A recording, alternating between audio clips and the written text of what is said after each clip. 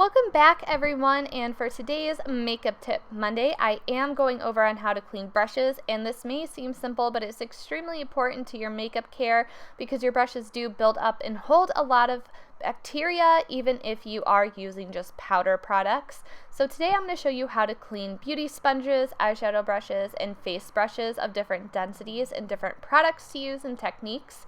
So one product that I really recommend is the soap, and I think that that's very important when it comes to cleaning.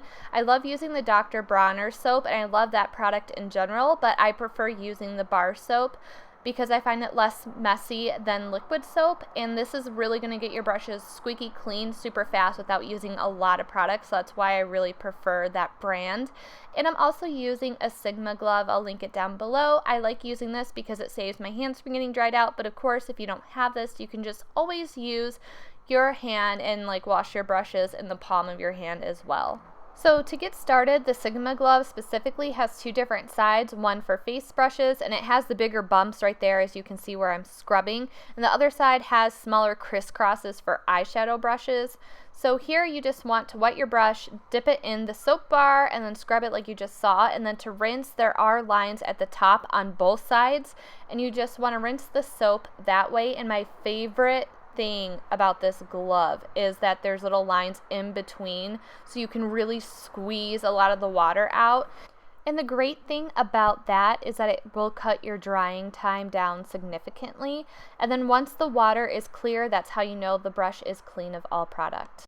Let's talk super thick and super dense brushes. So this is the Morphe M439 brush, and I love this because it's perfect for getting super full coverage foundation and using powder, but it's also very difficult to get all the hairs and really get down to the center of the brush. So I find it easiest just to take the glove off and set it on a hard surface and really scrub as hard as I can, because I found that's the best way to get to the middle of the brush and get down deep into all the hairs.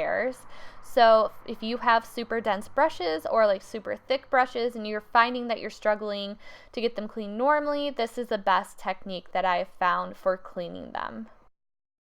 Onward to the eye brushes. These are super quick and easy to clean, especially using this glove, and I do have a first impression on this glove. I'll link it down below, but basically I just flipped my hand over, so now I'm using the little crisscross side that's meant for the smaller brushes, and then right where I'm scrubbing right here are these little dots, and this cleans your eye brushes so well. I almost prefer using that over the little crisscrosses because that really is going to get all the product out. And this is from a tutorial where I used cream products on my brushes, so that really got all of the product out in a matter of no time. Last but not least is a beauty sponge. So here you don't want to use the glove.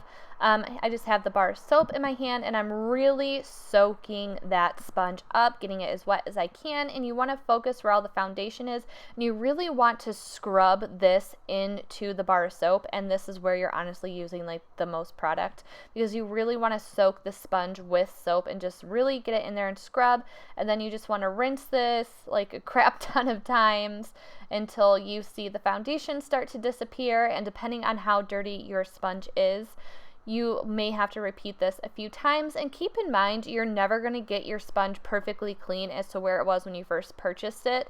So as long as you get most of it out and you can just really see the product sort of disappearing, that's how you know you're done with it.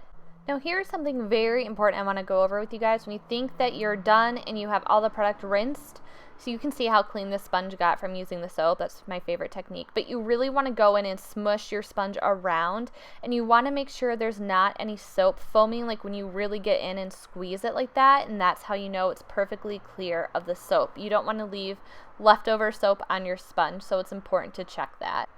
And dun dun dun dun, here are all your brushes nice and clean. I do like using paper towel because it's again going to soak up the water and help them dry faster. And if you wash this at night, it should be nice and dry by the next morning, ready to go. That's why I prefer washing at night instead of during the day. But anyways, I hope you guys found this helpful and you learned something new, and thank you for watching. I'll catch you next time. Bye!